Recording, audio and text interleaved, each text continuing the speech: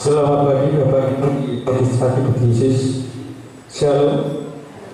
Izinkan saya membacakan warta jemaat di Minggu 1 November ini.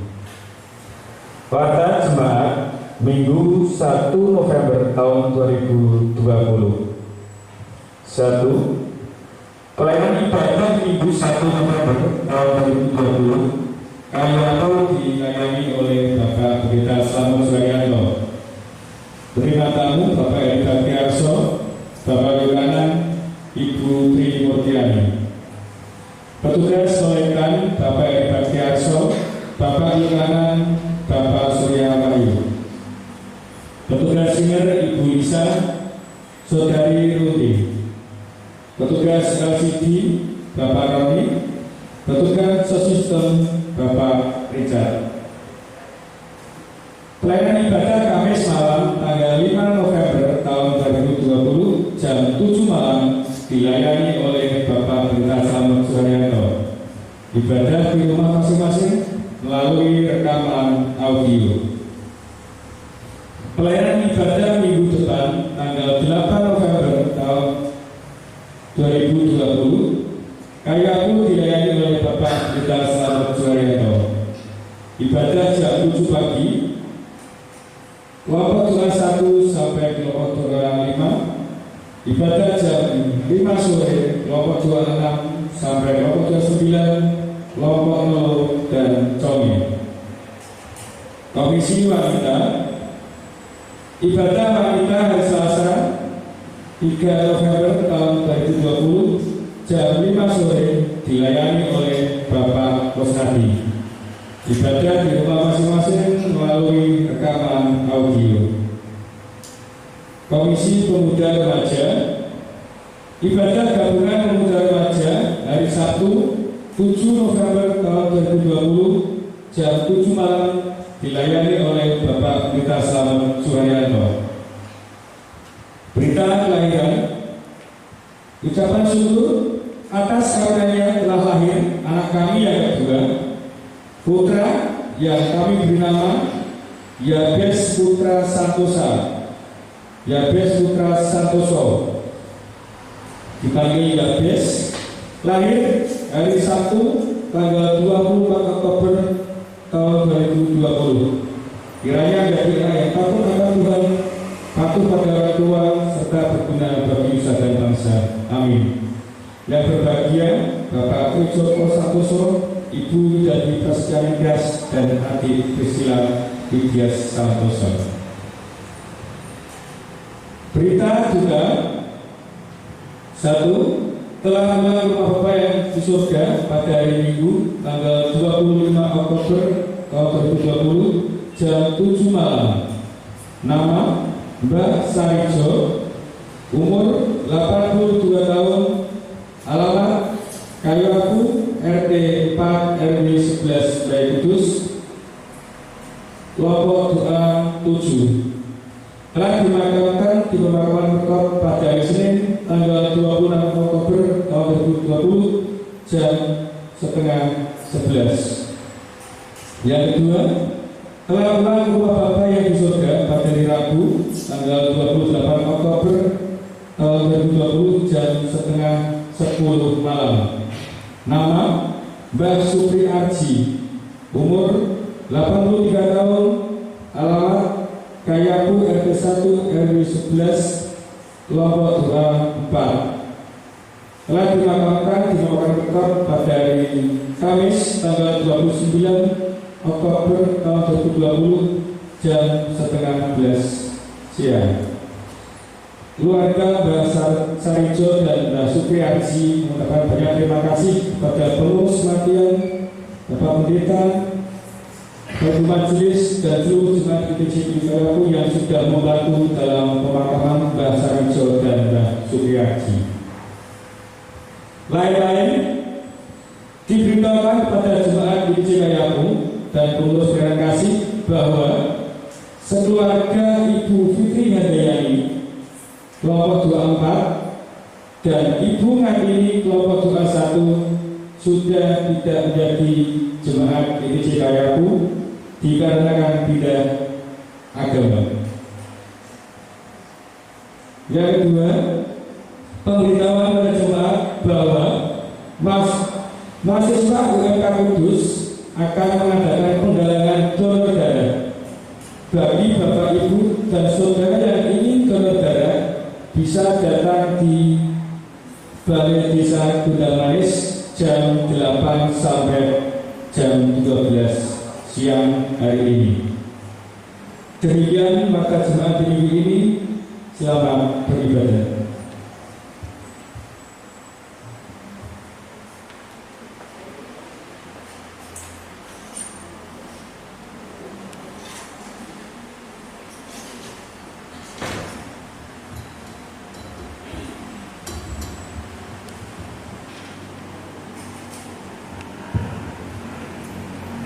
Bapak Ibu saudara yang dikasihi Tuhan Yesus, kita awali ibadah yang diberkati pagi ini dengan pujian untuk nomor 383, Sungguh Indah Kepenuhan.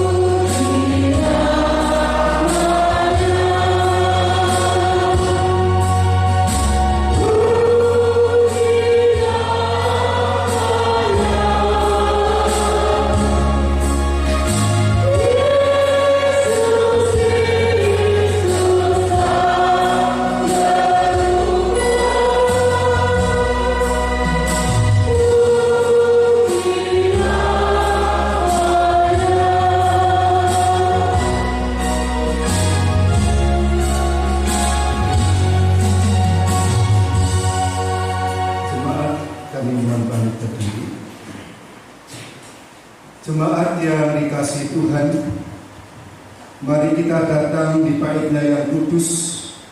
Kita siapkan hati untuk menyembah Tuhan. Kita siapkan jiwa roh tubuh kita untuk memuliakan nama Tuhan dengan sebuah pengakuan di dalam hati kita bahwa pertolongan kita adalah dalam nama Tuhan Allah yang menjadikan langit dan bumi dan yang tidak meninggalkan perbuatan tangannya serta tetap setia untuk selama-lamanya.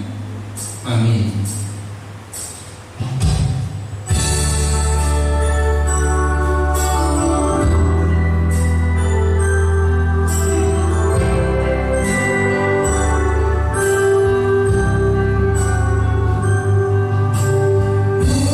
Hallelujah.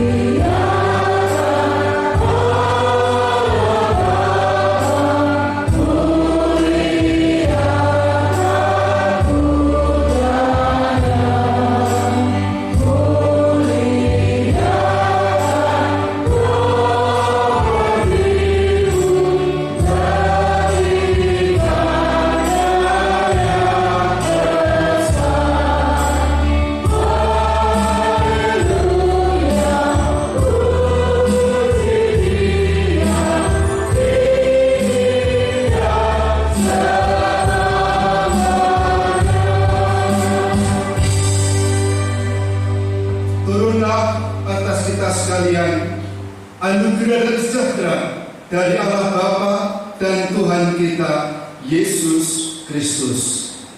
Amin. Jemaat dipersilakan. Jemaat yang dikasihi Tuhan, mari kita datang di bait-Nya yang kudus dengan penuh kerendahan hati untuk menyembah Tuhan, untuk memuji nama Tuhan, karena Allah hadir di tempat ini untuk memberkati kita. Kita akan pujikan satu pujian nomor 18, bait 1 dan 2. Allah hadir bagi kita.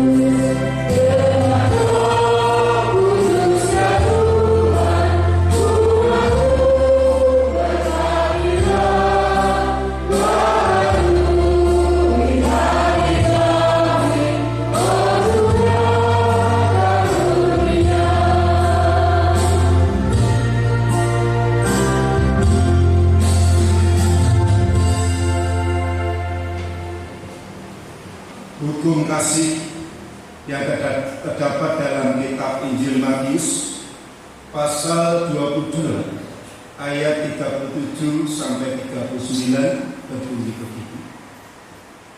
Jawab Yesus kepadanya, "Kasihilah Tuhan Allahmu dengan segenap hati dan dengan segenap jiwamu dan dengan segenap akal budi.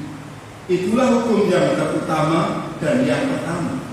Dan hukum yang kedua yang sama dengan itu ialah kasihilah sesama manusia seperti dirimu sendiri. Pada kedua hukum inilah tergantung hukum Taurat dan kitab para nabi." Amin. Jemaat yang dikasihi Tuhan, seringkali hidup kita tidak sesuai dengan hukum kasih ini. Oleh sebab itu mari kita mengaku dosa dan mendengarkan berita pengampunan. Jemaat kami mengumpulkan diri.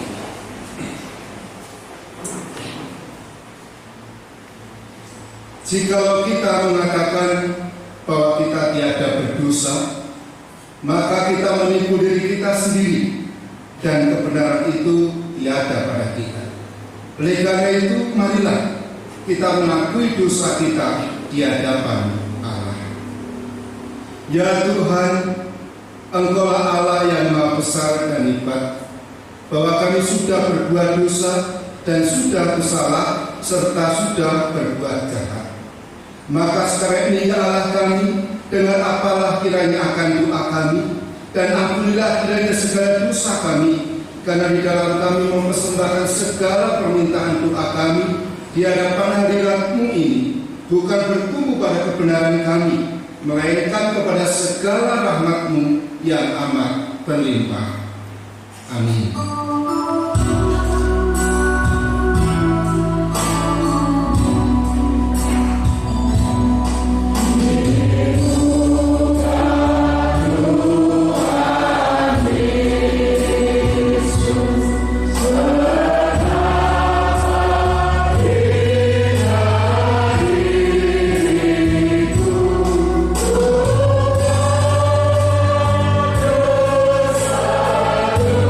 Dosa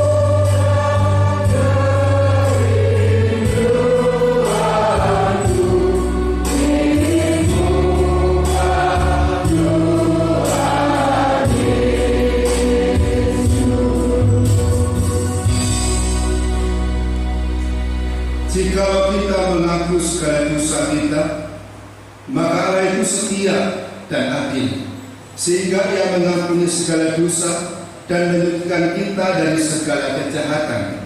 Karena dengan anugerah itu kita diselamatkan sebab iman.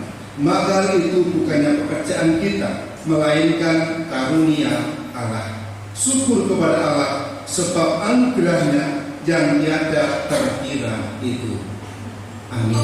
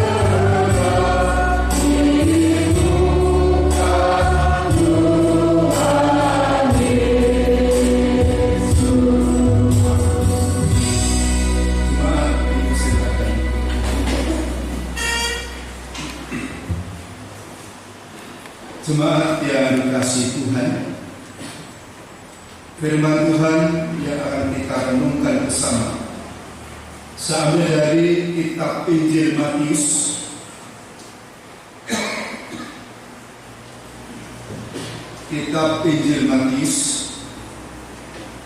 pasal 25 ayat 14 sampai 30.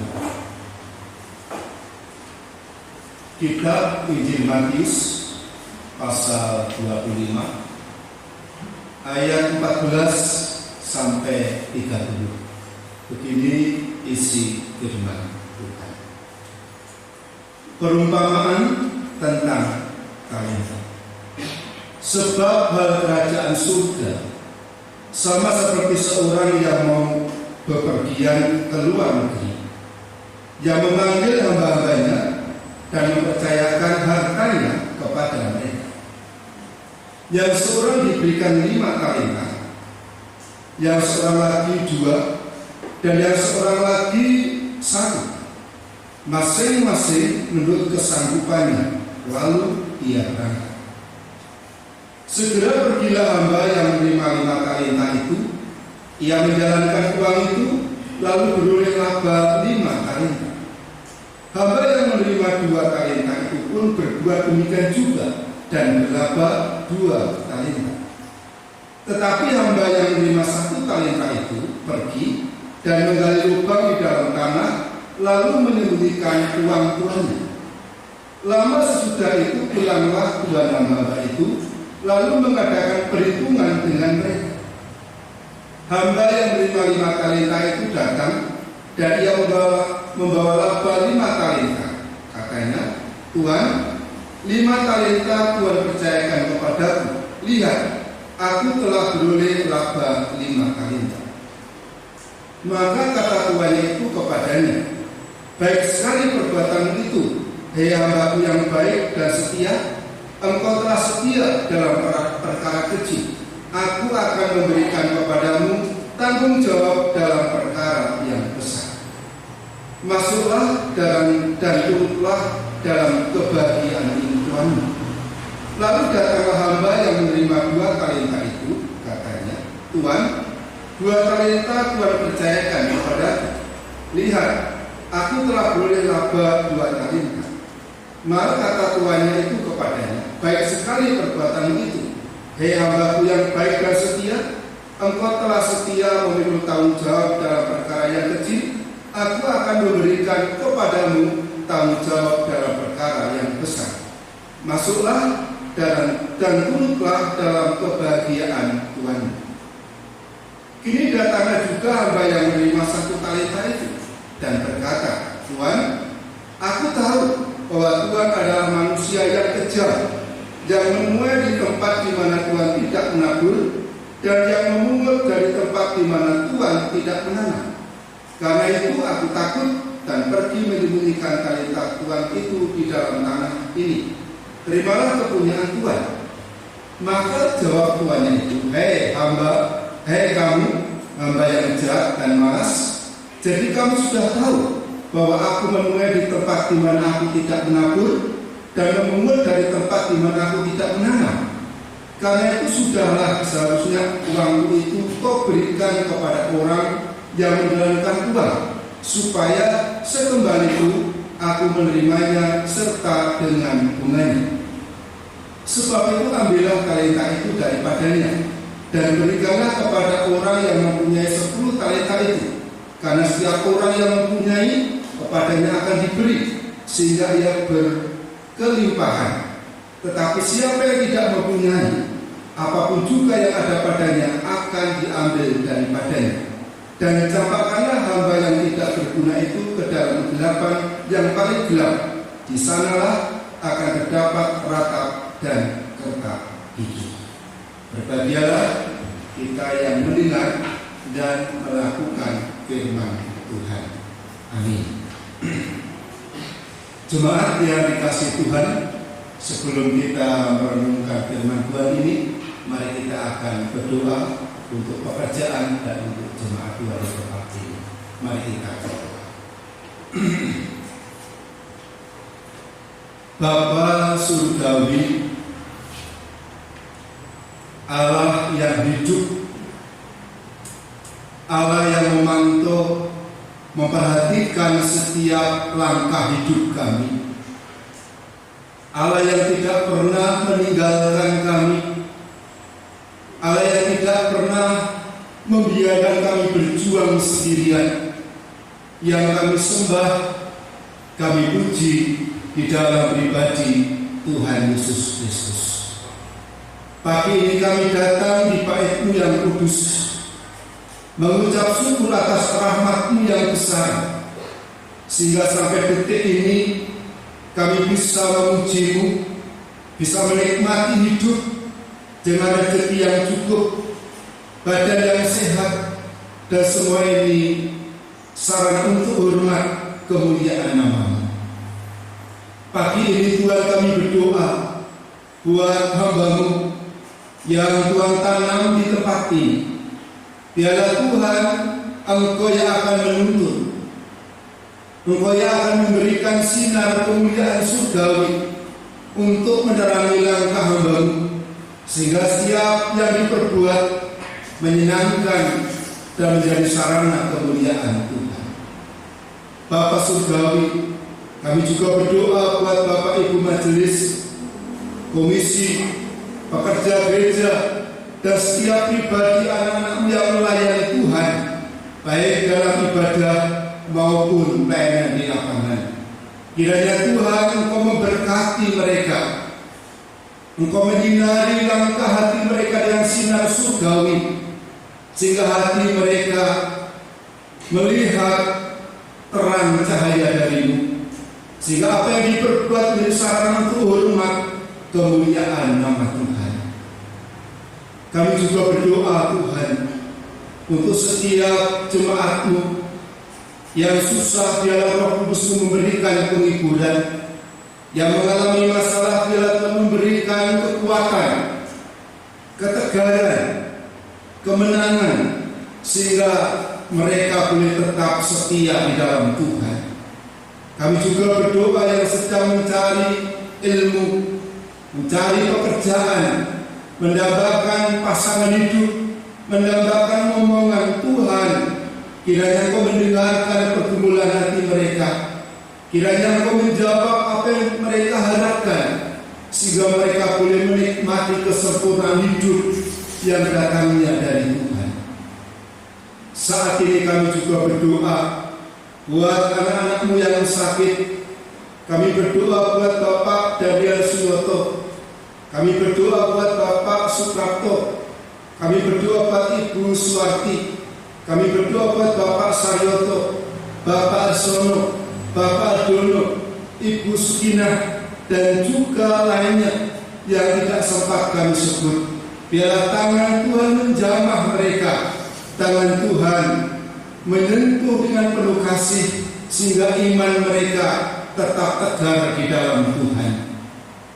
Bapa Surgawi, tidak lupa kami juga berdoa buat para hamba-Hamba-Mu yang telah Tuhan pakai untuk selalu mengundangkan Injil-Mu. Biarlah Tuhan Engkau memberkati, biarlah Tuhan Engkau menjamah, Engkau mengerjakan setiap Injil yang mereka taburkan, sehingga setiap orang yang mendengar, melihat, merasakan kasih-Mu, hati mereka terbuka, percaya, sujud, menyembah-Mu. Kami berdoa buat anak-anak Tuhan yang telah Tuhan percayakan untuk menduduki jabatan di pemerintahan. Kiranya Tuhan Engkau memberikan hikmat, memberikan terang, memberikan bimbingan dan tuntunan, sehingga mereka mampu menyinarkan kasih kuasa-Mu. Hidup pekerjaan mereka mampu menyuarakan Injil Kerajaan Surga, sehingga orang yang mendengar, melihat, akan percaya, sujud kepada-Mu. Kami juga berdoa Tuhan buat bangsa dan negara kami, Bapak Presiden, Wakil, para menteri, lembaga terkait, biarlah Tuhan memberikan hikmat kepada mereka, sehingga mampu membawa bangsa kami keluar dari tekanan virus corona, mampu menyeimbangkan ekonomi bangsa kami, sehingga kemajuan ekonomi bangsa kami lebih makmur, lebih stabil, lebih tentram, sehingga bangsa kami menikmati anugerah dari Tuhan. Terpujilah Engkau ya Bapa, dahulu, sekarang, sampai selama-lamanya, karena di dalam nama-Mu kami sembah, di dalam nama-Mu kami puji, di dalam nama-Mu kami alaskan doa-doa kami. Demi nama Tuhan Yesus kami naikkan syukur dan kami berdoa. Amin. Jemaat yang dikasihi Tuhan, sebelum kita berdoa untuk persembahan bagi Tuhan, mari kita siapkan hati untuk memuji Tuhan dengan pujian nomor 337, dan kita nanti akan berdoa untuk persembahan. Bait yang pertama saja.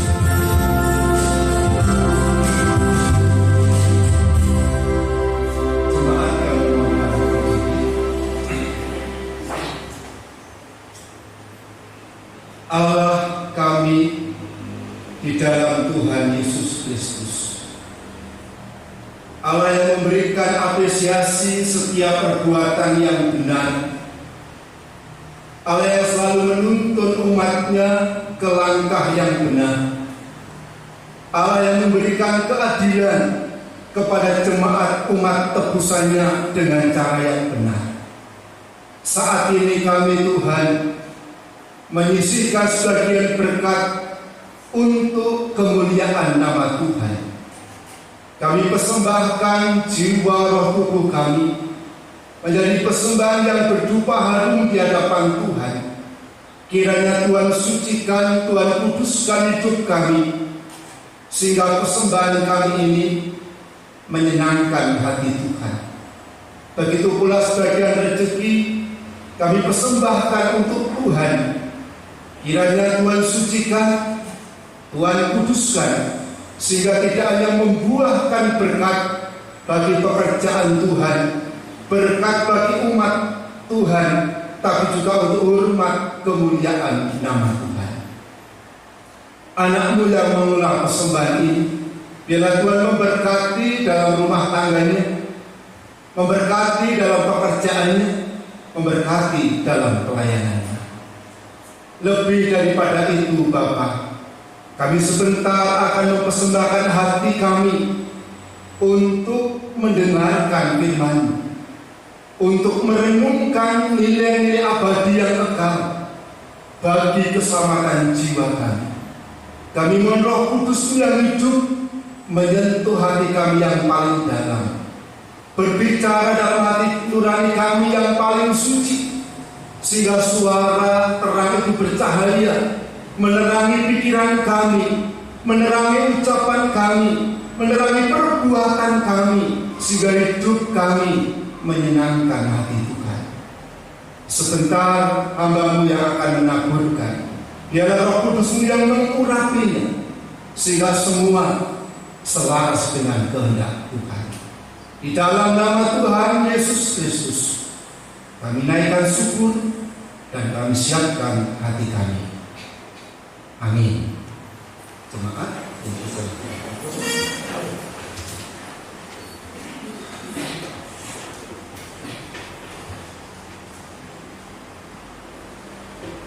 salam. Bapak Ibu yang dikasihi Tuhan, setiap hidup kita, setiap sisi perbuatan kita, entah itu ucapan kita, entah itu ekspresi dari pikiran hati kita, semua itu membutuhkan tanggung jawab. Itu judul khotbah saya, tanggung jawab. Bahkan saat kita ibadah di bait Tuhan ini, kita dituntut juga sebuah tanggung jawab. Definisi tanggung jawab bermacam-macam. Setiap pribadi punya persepsi yang berbeda. Menurut Kamus Bahasa Indonesia ada dua, saya akan bacakan salah satu saja. Tanggung jawab adalah keadaan wajib menanggung segala sesuatunya. Kalau terjadi sesuatu boleh dituntut, dipersalahkan, atau diperkarakan. Artinya setiap kita melakukan sebuah tanggung jawab harus siap untuk dipersalahkan, harus siap untuk dituntut, bahkan harus siap diperkarakan. Artinya kalau siap dituntut, siap dipersalahkan, siap diperkirakan, maka tanggung jawab itu harus teruji, supaya satu orang, oh itu salah, bisa teruji, tanggung jawabnya tidak salah. Saat diperkarakan sampai ke meja hijau atau ke hukum, maka tanggung jawab harus ada bukti-bukti otentik untuk membuktikan secara hukum adalah benar. Itu tanggung jawab yang bisa dipertanggungjawabkan. Tetapi tidak semua tanggung jawab bisa dipertanggungjawabkan. Tidak semua tanggung jawab bisa dibuktikan dengan nilai-nilai kebenarannya.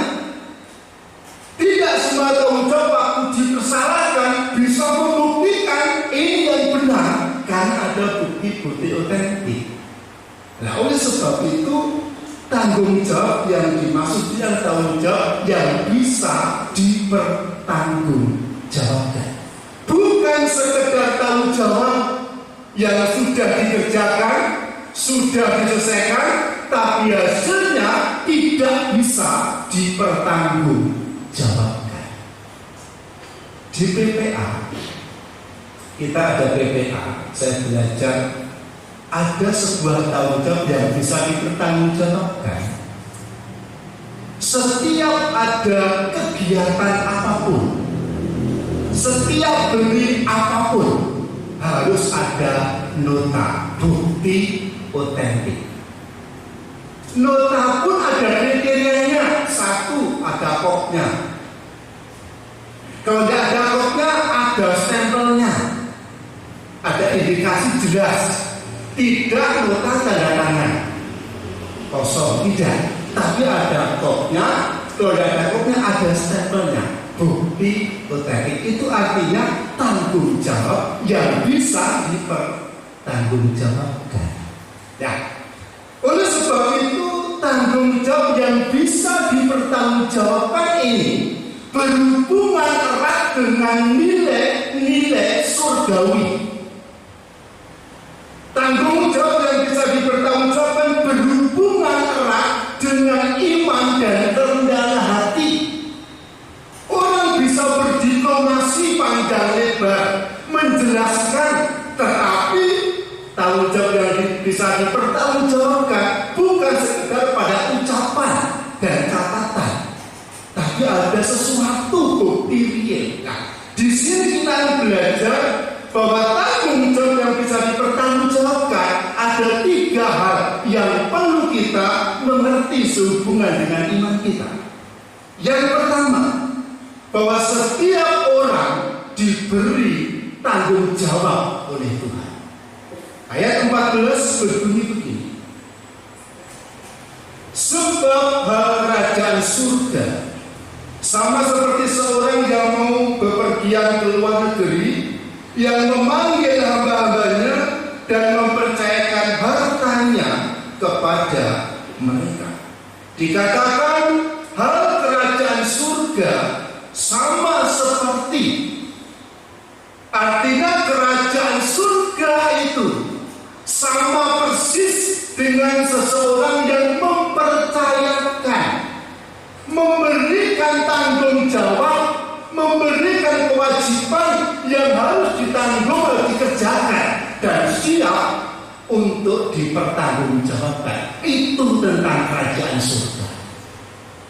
Artinya kalau tanggung jawab tidak bisa dipertanggungjawabkan, itu bukan nilai surgawi. Itu bukan nilai-nilai berhubungan dengan surga. Karena apa?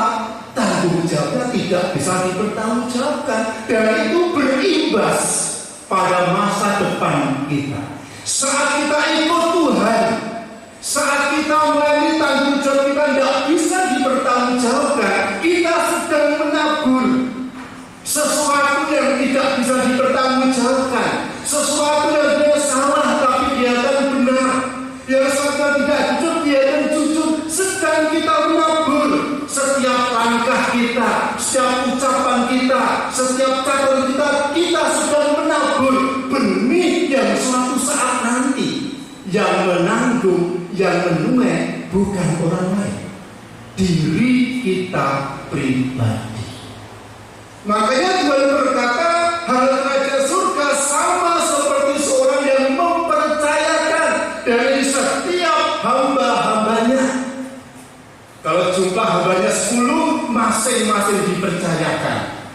Tidak ada satu orang pun yang terlewat dari sebuah kepercayaan yang harus bertanggung jawab, yang bisa dipertanggungjawabkan.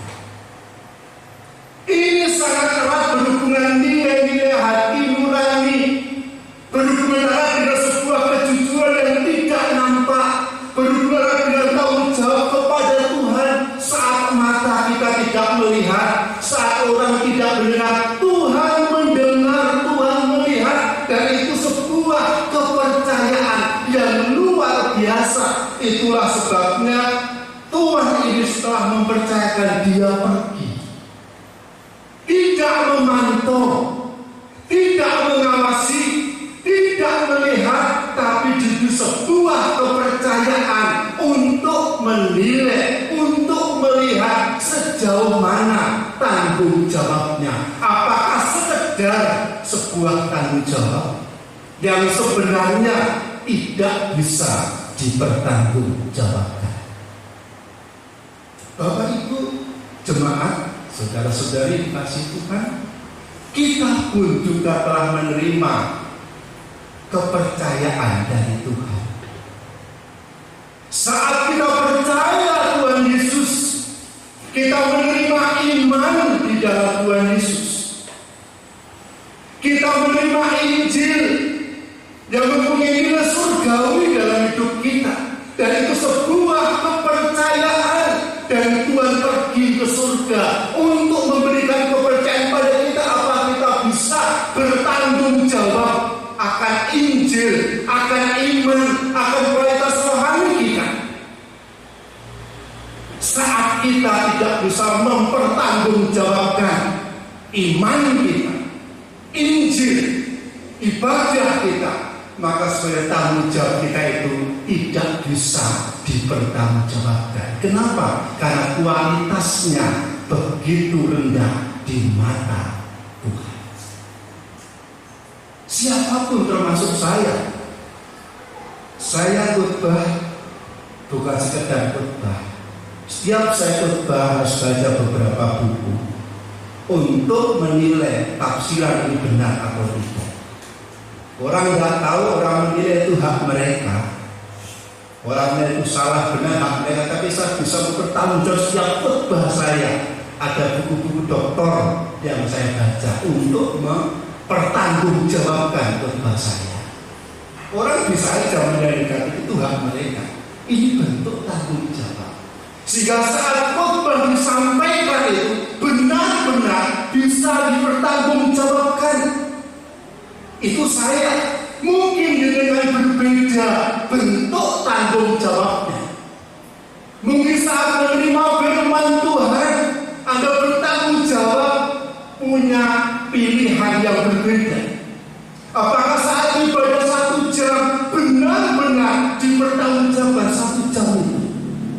Saat firman ditabur untuk membentuk, untuk menuntun, untuk menjelaskan, apa kita siap dengan tanggung jawab yang bisa dipertanggungjawabkan, atau justru saat kita hadir, hati kita yang menolak firman Tuhan. Itu pun sebuah tanggung jawab. Hanya satu perbedaannya, tanggung jawab yang bisa dipertanggungjawabkan dan tanggung jawab yang tidak bisa dipertanggungjawabkan. Itu yang pertama, bahwa setiap orang diberikan sebuah tanggung jawab. Yang kedua, setiap tanggung jawab diberikan berbeda satu sama lain. Di dalam ayat 15 dikatakan seorang diberikan 5 talenta, seorang lagi 2 talenta, seorang lagi 1 talenta. Dikatakan di situ sesuai dengan kemampuan, sesuai dengan kesanggupan. Masing-masing menurut kesanggupannya. Artinya Tuhan sudah bisa menilai, si A itu cukup 1 talenta saja, si B itu cukup 2 talenta saja, si C itu diberikan lebih 5 talenta. Masing-masing setiap pribadi tidak bisa diukur dengan orang lain.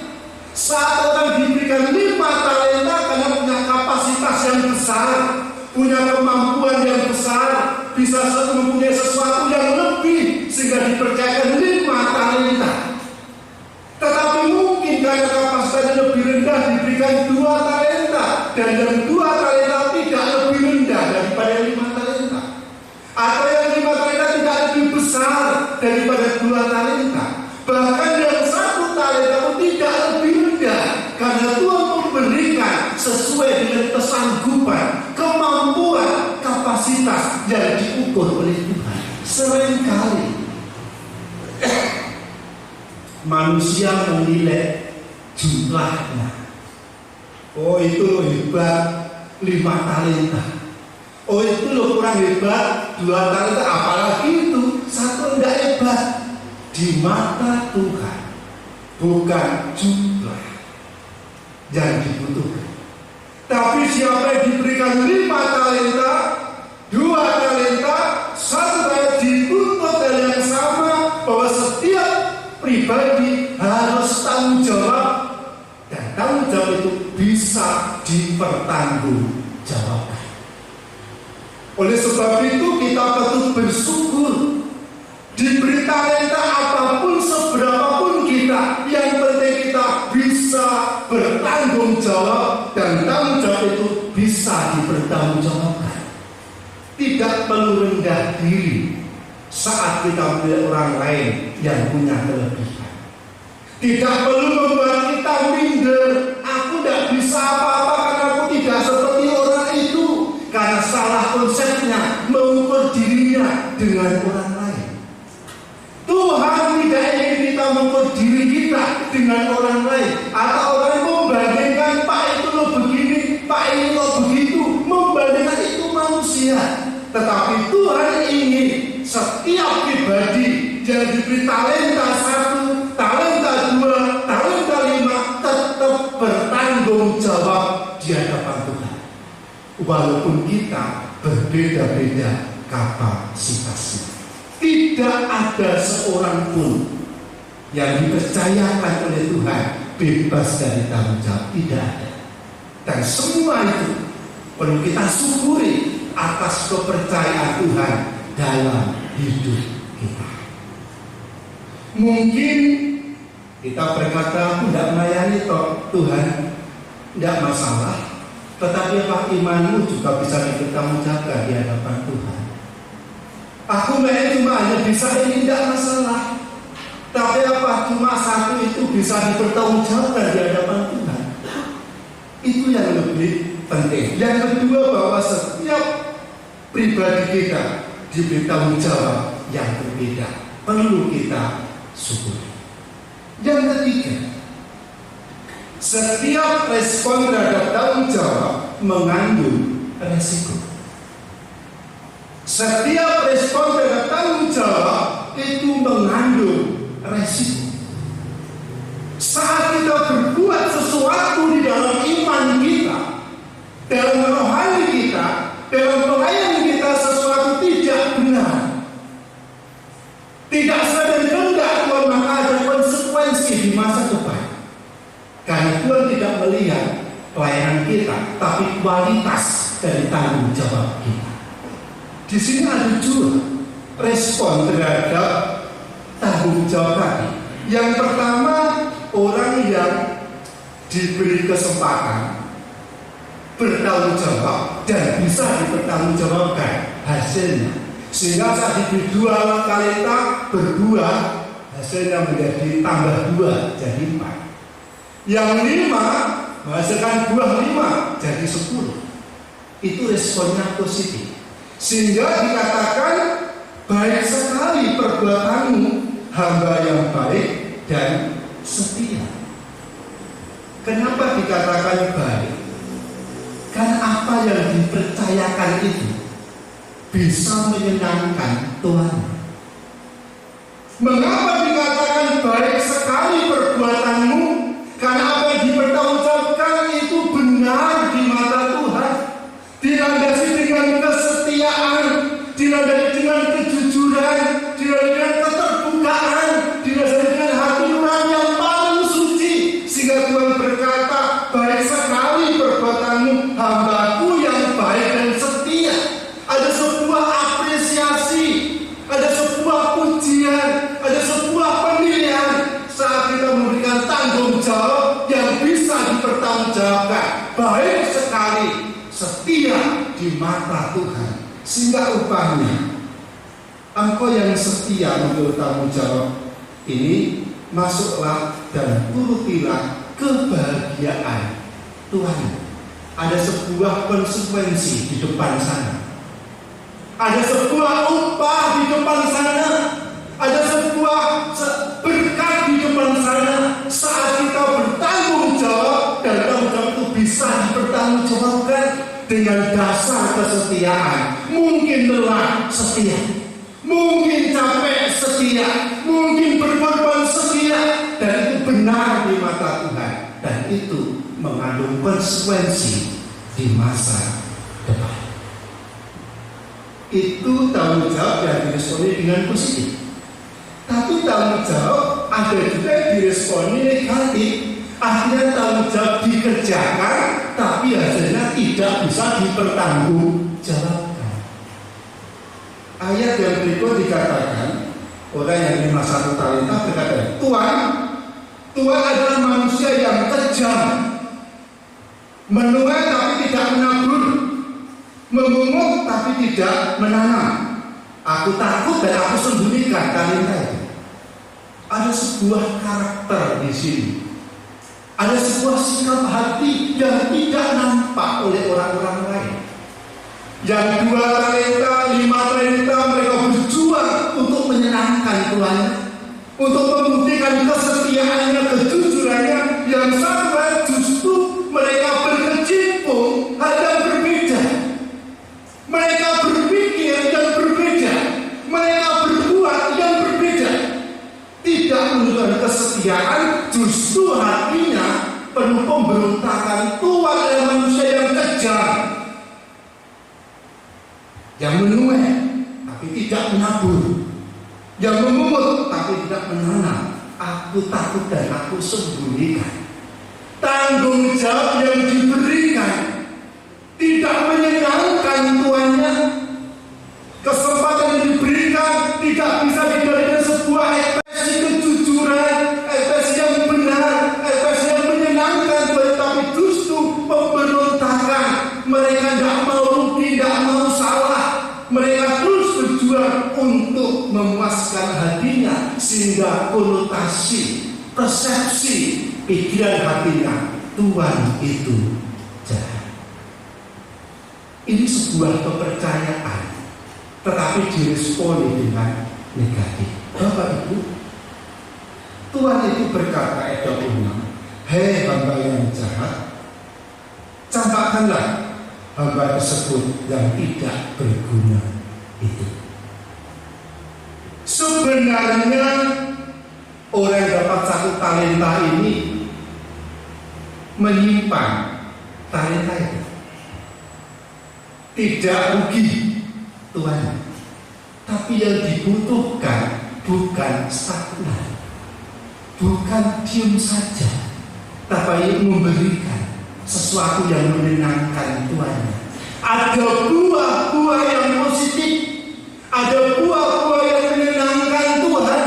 Tapi orang yang 1 talenta yang justru menyimpannya, dan di masa depan ada sebuah akibat yang dikatakan oleh tuannya, hei hamba yang jahat. Sama-sama mendapat tanggung jawab. Yang satu tanggung jawabnya bisa dipertanggungjawabkan, yang satu tanggung jawabnya tidak bisa dipertanggungjawabkan. Sama-sama mendapat kepercayaan, sama-sama dalam hal nilai surgawi, rohani, tapi berbeda hasilnya. Jemaat yang dikasihi Tuhan, kita mendapat kepercayaan dari Tuhan, iman di dalam Tuhan Yesus Kristus. Kita mendapatkan upah yang besar saat kita percaya Yesus, mendapatkan pengampunan dosa, mendapatkan hidup yang kekal, mendapatkan kasih karunia. Semua itu sesuatu yang sedang dipercayakan oleh Tuhan. Bisakah kita bertanggung jawab, dan tanggung jawab itu bisa dipertanggungjawabkan? Jangan isi hidup kita, jangan isi iman kita, jangan isi rohani kita, jangan isi pelayanan kita sekedar tanggung jawab tapi tidak bisa dipertanggungjawabkan. Mari kita bersama-sama mendekatkan diri pada Tuhan, minta tuntunan Tuhan, minta bimbingan Tuhan, minta sinar kemuliaan surgawi menyinari kita, supaya saat kita melakukan sesuatu betul-betul bisa dipertanggungjawabkan. Karena masa depan kita ditentukan oleh iman kita hari ini. Berkat atau tidak di masa depan kita ditentukan karena kita terbuai oleh impian yang kosong. Kita inginnya diberkati, inginnya bahagia bersama Tuhan kita, tapi yang kita tabur justru tidak benar, tidak suci, tidak sesuai kehendak Tuhan. Tapi taburlah hidup ini dengan sesuatu yang benar, yang suci, yang menyenangkan hati Tuhan. Karena setiap pribadi kita dituntut tanggung jawab. Dan tanggung jawab itu harus bisa dipertanggungjawabkan.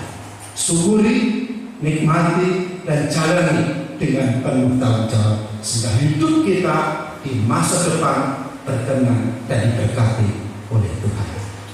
Amin. Kita berdoa.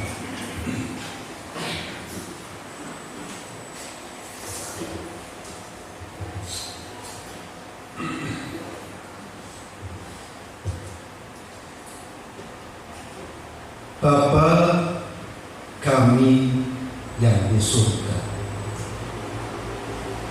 terima kasih atas anugerah, terima kasih atas kepercayaan dari Tuhan, terima kasih atas segala rahmat yang datangnya dari Tuhan, yang kami percayai di dalam pribadi Tuhan Yesus Kristus. Rahmat-Mu yang begitu besar Tuhan berikan kepada kami. Surgawi yang begitu abadi telah Kau berikan kepada kami. Kami yang seharusnya jauh dari Tuhan telah Engkau dekatkan. Kami yang seharusnya menerima hukuman telah Tuhan bebaskan.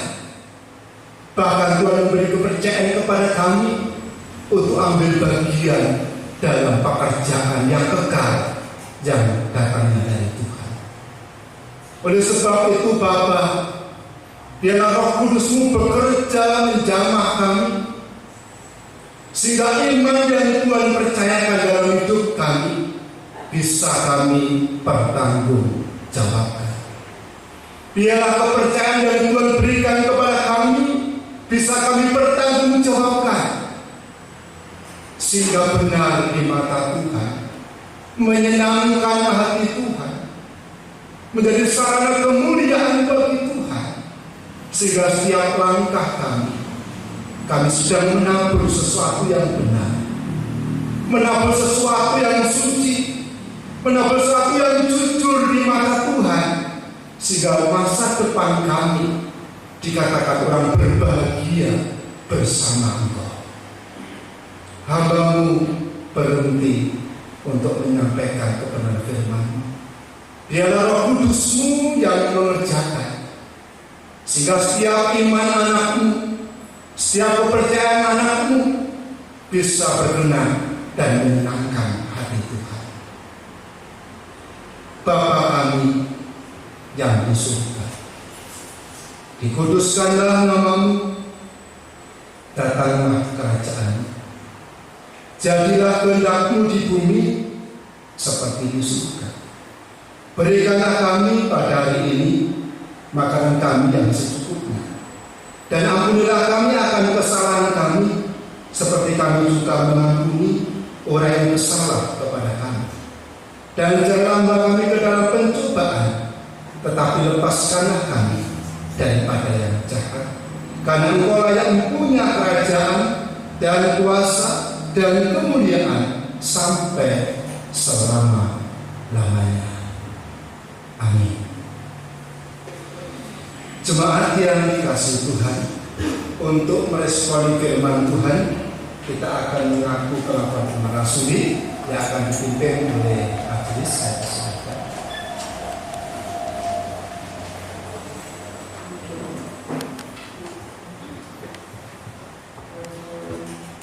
Jemaat yang dikasihi Tuhan, mari kita menguatkan iman percaya kita dengan mengucapkan pengakuan iman rasuli. Pengakuan iman rasuli. 1. Aku percaya kepada Allah Bapa yang Maha Kuasa, Khalid langit dan bumi. 2. Dan kepada Yesus Kristus, anaknya yang tunggal, Tuhan kita. 3. yang dikandung daripada Roh Kudus, lahir dari anak darah Maria. 4. Yang menderita di bawah pemerintahan Pontius Pilatus, disalibkan, mati dan dikuburkan, turun ke dalam kerajaan maut. 5. Pada hari yang ketiga bangkit pula dari antara orang mati. 6. Naik ke surga, duduk di sebelah kanan Allah Bapa yang Maha Kuasa. 7. Dan akan datang dari sana untuk menghakimi orang yang hidup dan yang mati. 8. Aku percaya kepada Roh Kudus. 9. Gereja yang kudus dan persekutuan orang kudus. 10. Pengampunan dosa. 11. Kebangkitan daging. 12. Dan hidup yang kekal. Amin. Jemaat dipersilakan duduk kembali. Kita akan mendengarkan pengumuman tambahan yang akan disampaikan oleh Bapak Majelis. Saya persilakan.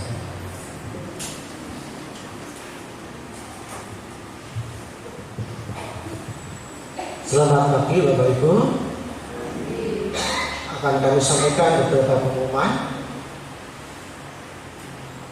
sehubungan dengan situasi negara masih pandemi, maka diputuskan majelis bahwasanya perayaan Natal tahun 2020 ini tidak diadakan perayaan, hanya diadakan ibadah Natal tahun 2020 ini, sehingga dibentuk panitia kecil di mana bersama panitia ibadah Natal itu Dikayaku tahun 2020. Penasihat Bapak Pendeta Selamat Suwardianto, Ketua Bapak Yoso, Sekretaris Bapak Pranawati, Bendahara Ibu Pulyati, si acara Bapak Heri Baktiarso, Bapak Y. Albios, Bapak Surya Wahyu Wibawa, si perlengkapan dekorasi dan keamanan Bapak Yukanan, Bapak Esmoyati, Bapak Sianto, Bapak Karyoso, si konsumsi Ibu Suwarti, Ibu Trimurtiani, Ibu Postini. Anggaran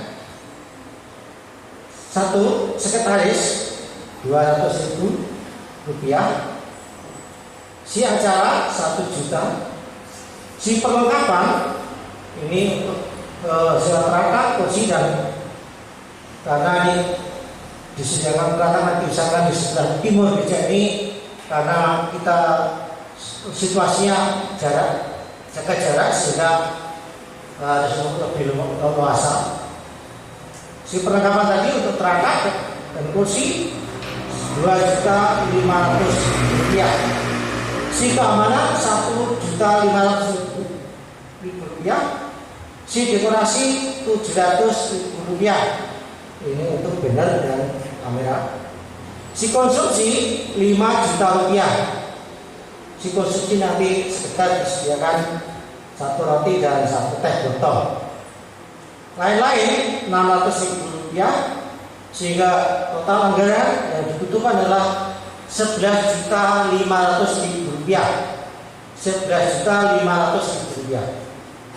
Untuk menunjang anggaran tersebut disediakan amplop persembahan bagi Bapak Ibu Saudara bisa mengambil dan dimasukkan kembali di kotak persembahan yang sudah disediakan. Pelaksanaan Jumat 25 Desember 2020. Pelaksanaan ibadah Natal Jumat 25 Desember 2020 jam 7 pagi. Ini demikian untuk ibadah Natal. Kemudian pengumuman yang kedua tentang perjamuan suci. Perjamuan suci ini pun karena situasi pandemi juga ada beberapa hal yang perlu diperhatikan, tidak bisa seperti biasa. Perjamuan suci dilaksanakan Minggu 13 Desember 2020. Minggu 13 Desember 2020 jam 7 pagi dan jam 17 sore. Jadi dua ibadah seperti ini biasa jam 7 dan sore jam 17.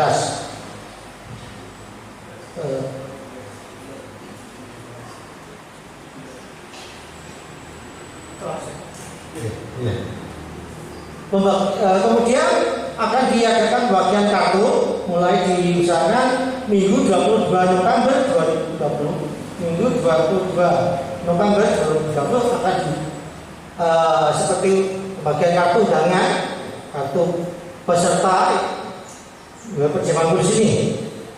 Dan nanti supaya diisi ada memudahkan untuk pengaturan majelis untuk yang dilayani di rumah.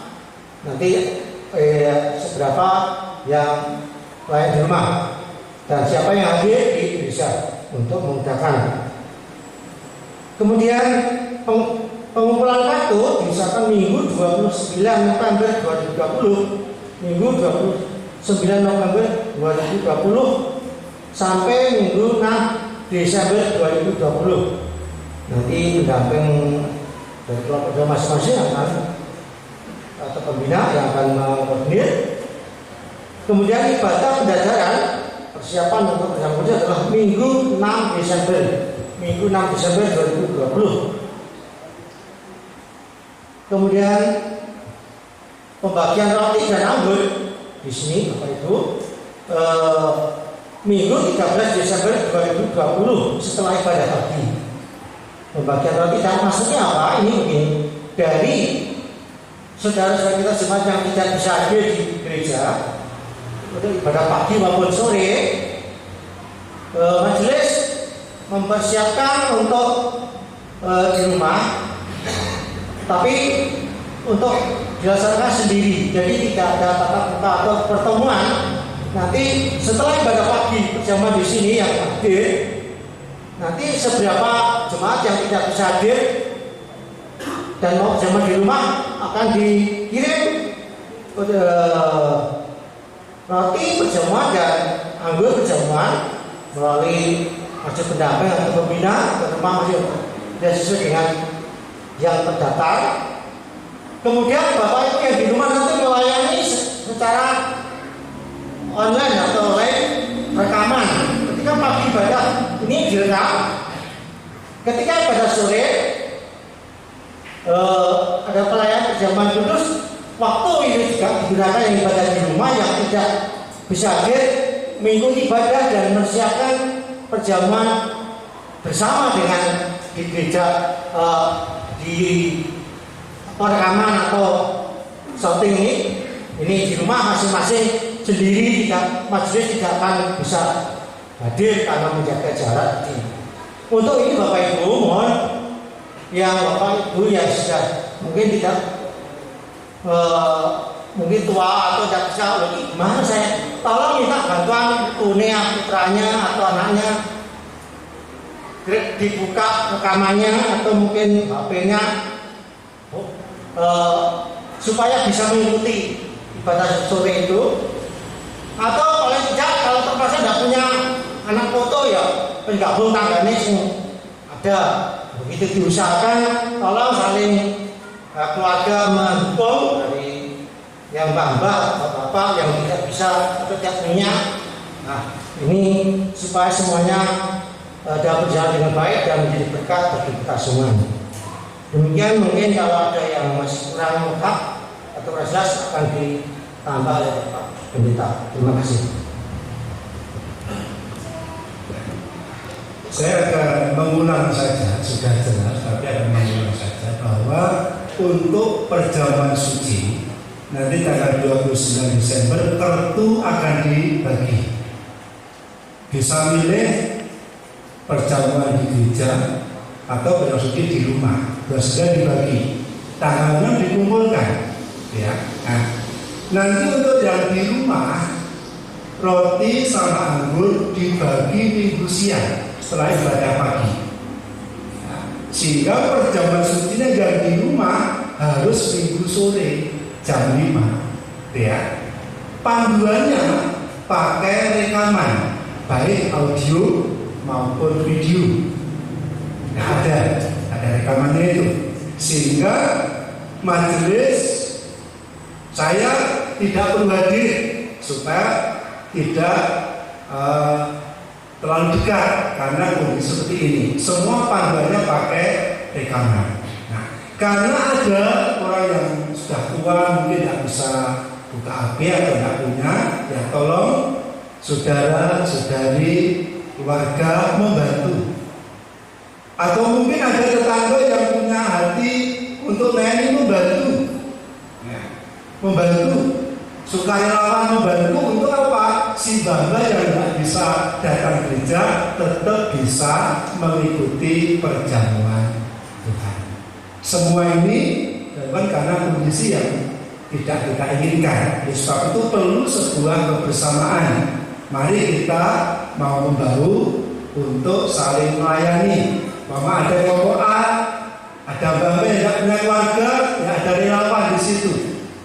Yang digerakkan Tuhan untuk membantu, itu pun bentuk sebuah pelayanan. Kita percaya tiap jerih payah kita itu tidak akan sia-sia. Hanya itu untuk Natal sudah jelas. Bapak Ibu yang dikasihi Tuhan, mari kita akan lanjutkan ibadah kita di pagi ini dengan memuji nama Tuhan nomor 363 bait 1 dan 2. 363 bait 1 dan 2.